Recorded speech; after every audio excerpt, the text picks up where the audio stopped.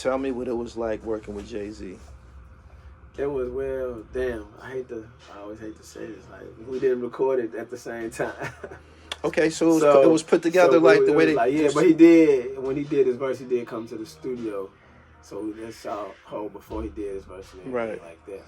And then once, because he set the tone of the song, like far as the rap, far as the rap performance go. He set the tone and be like, hey, what you got? Go, So before y'all did y'all verses, y'all had that after the show. It's the after party yeah, to Jay, work with. Jay did that. So Jay did his thing. Him and Kel. Well, it was boot camp. Him and Kel. They was bonding. They was in the studio. Had the crystal popping and they had it going. And, more. And I think Jay was like, man, for me to pull this off, I need the Fiesta. It bring back good memories. But what I hate about it is that the business and everything around it, then like I never was able to perform that with either one of them, like all together. Yeah. As big as a record that was, you know what I'm saying? Just like, didn't get the full, because their relationship went south. Yeah, I was always like ask little about complications when you dig with dealing with like, juggernauts like them. They just couldn't see eye to eye from on a business standpoint. Right. You know what I mean? Was that frustrating not being able to get that off? Hell yeah. And you don't understand that part of the business. And that's the part that'll frustrate you, like when you coming in, with someone else, like bringing you in, their actions can fall on you too. You know what I'm saying? So, you're just looking like, you see some artists, and I don't like to compare because, it's a thief of joy, but you are looking at what's going on around you. Right. So you catch some artists that do get that fair shot at maximizing the record that huge. Right. You know what I'm saying? Where you touring off of it and all that. So I don't think it get what it really can do by the impact of it not being able to be performed. You know what I'm saying? Like, so right now, that shit should been so many times on an award show or some shit. You think that's not going to be the, like set a vibe? Yeah. That song is a vibe. Come on, man. It's the shit, for real. I'm familiar with how their relationship kind of went left or everything. But I went through that in music too, so, I got a reason for kind of chilling.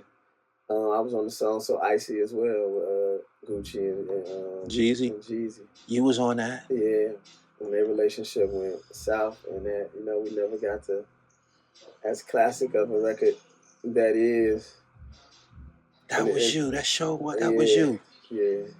Damn, I was in Atlanta 2004, 2005 when that shit popped off. Yeah, I was living there too. You was down there at the time? Yeah. Mm-hmm. So how'd you end up in that situation with them? Jeezy, probably like a year before that, maybe. Me and Gotti had a show in Macon, Georgia, and Jeezy opened up, and we met that night. And a little bit after that, like I said, about 8 months to not even a year. I was in Atlanta. I was living in Atlanta, and I seen him in Magic. Him and Meech and all them was in Magic one night. Right. And he had his situation. He let me know, man, I got 2 deals. I'm on with Def Jam, and I'm with some bad boy. So I'm get studio tomorrow. Come through. And he actually hit me up the next day. So I went through. We just in there vibing. And then Gucci pulled up.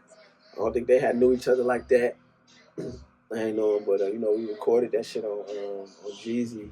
That was on his budget. That was his recording session. Right. But he was just vibing though. He didn't have an actual record that he was doing.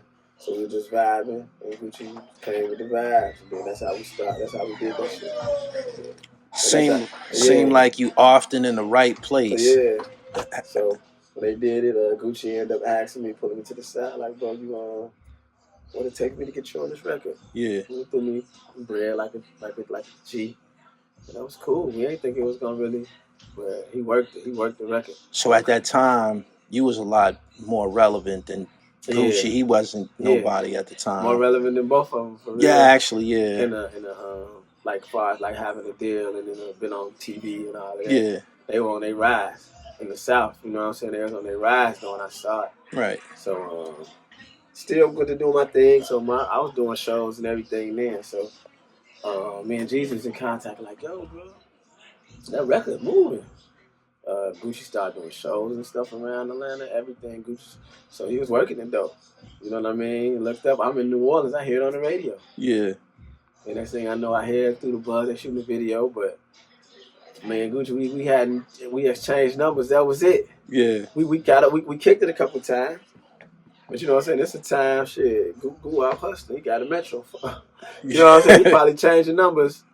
And me too. I'm changing shit too. Right. So we didn't really, until this day, I haven't came across something, you know what I'm saying, in a minute. But, yep, records like that. I've been on a lot of big records, bro.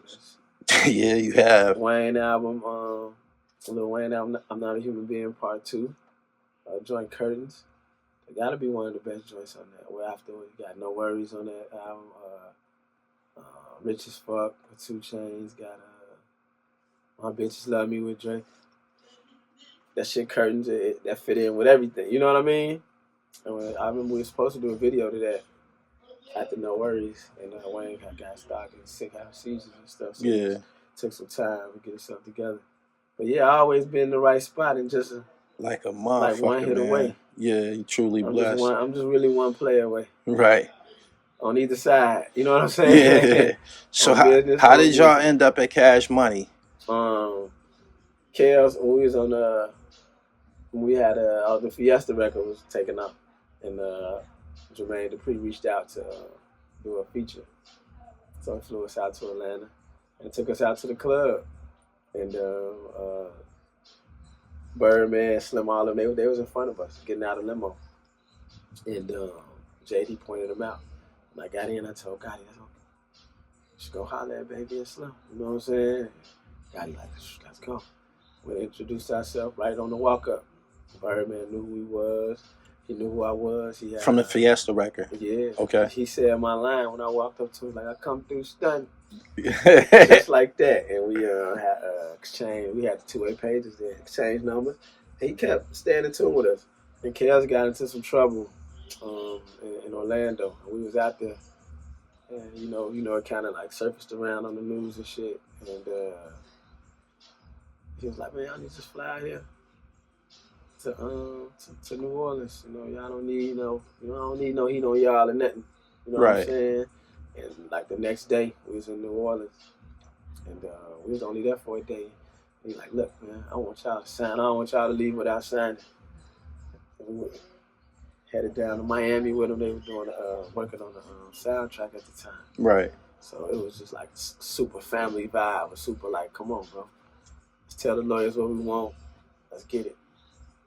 And it was like, you know, I felt super comfortable because it's like now that's the person who run the label. You could actually talk to him. You could actually, you know what I'm saying? Yeah. You getting our access to everything.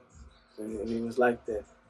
You know what I'm saying? So that's how we got the Cash Money, just off the record, off of Fiesta. So what all did y'all get to put out down there, or did you do a little writing? You know, our album came out. That's why I thank Cash Money for perfect timing. It dropped August 2003. Yeah, so they put the album out. We was on their first record, for their second single, Oh Yeah, that's on the Big Times project, the Hood Rich project. Right. Yeah. I just with Manny Fresh last night. That's crazy. He on tour with Scarface. Damn. Still solid with my boys. Look, this me and Fresh last night. Always in the right place at the right time. You hear me? Called me out of nowhere. I probably ain't seen Fresh in about 3 years. Right. In person, you know what I'm saying? So you still performing? Because you said you got an upcoming show with Rose. With Rose. So when you go to your shows, what exactly does your show consist of? It consists of the stuff that I've done, like to kind of bring them back, like Fiesta remix. And I get into Ain't It Man, that's a single on my album that feature Lil Wayne. Then I get into Icy, I do that. Yeah. I do the Curtains verse from off Wayne. Then I got a recent song I did called Flea Piece, which was like a representation of my company and my brand. Whatever, it's like it's also like a double entendre, meaning it's like you think I'm talking about a chain, but I'm really dropping jewels on you. You know what I'm saying? No doubt. When you break the song down, you know what I mean? So just that, and then I do like a little acapella freestyle too. Right. Let them know my pen's still sharp. You know, iron sharp and iron, so I stay ready. What type of response do you get when you go into the Fiesta shit? that always get immediate joy. And I hadn't done enough shows in a while. Yeah. But it'll be times I might be at certain like really. It could be like I'll be at some of my like hole in the wall spots. Some of my homies regular shit, and they're hey man, come get the mic. So at times I do that here and there, but I ain't did a lot of shows in a long time. So I'm looking forward to seeing the kind of response, to be honest. But that always get people. That's an immediate hit. You know what I'm saying? Party joint, take you back to that time. You got a relationship with Rose? Nah, I don't, but I know, like, you know, in passing times, I done seen him in the studio. How'd y'all end up on the same show, Bill? Promoters? No, the same pro, yeah. The promoter I know, good guy, business dude. I fuck with him. He always got some artists and stuff that he be helping out, and he also be dabbling in the music on the record side. So he might ask my insight on me to consult situations for him. Yeah. And just by being my birthday, he's like, man, you want to come do your thing? And then it's practice for me for when I put out a project. No doubt. And I started doing these shows, hitting the tour. I'm going to be ready and have my show all over there. And put them on to newer shit. Right. The old shit going to always be what it is, but I understand my shit's still current. Like, I'm talking current, you know. So you still in it? Yeah, for sure. When the last time you dropped something?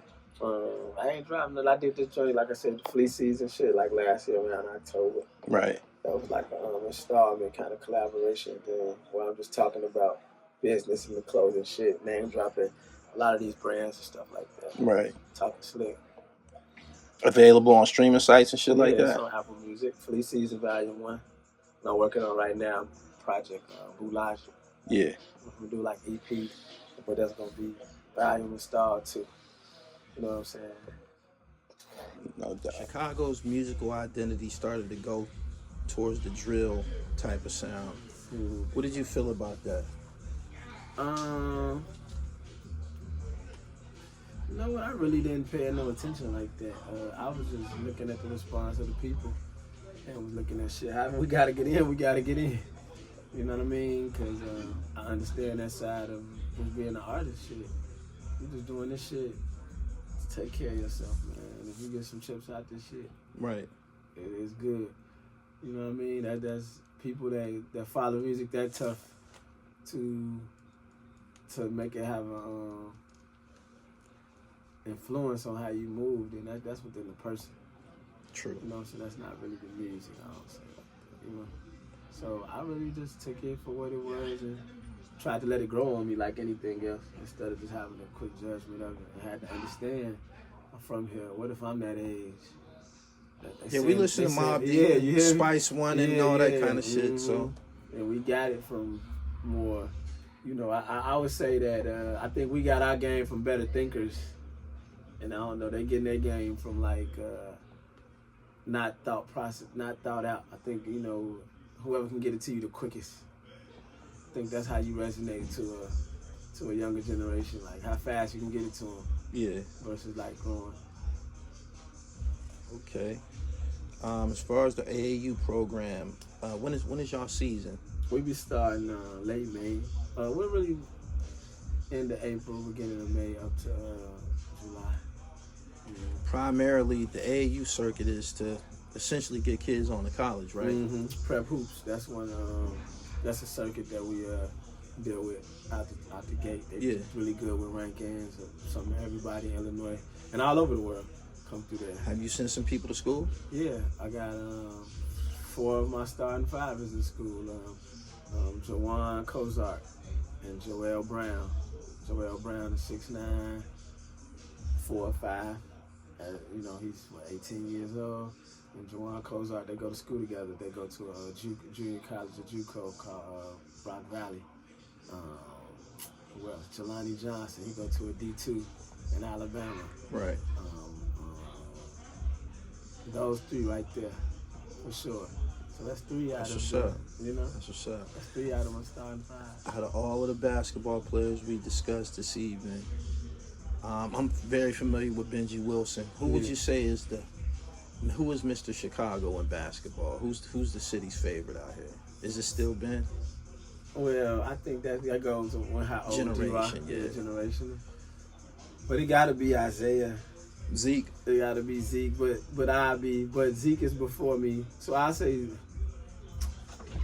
but everybody who I gotta really.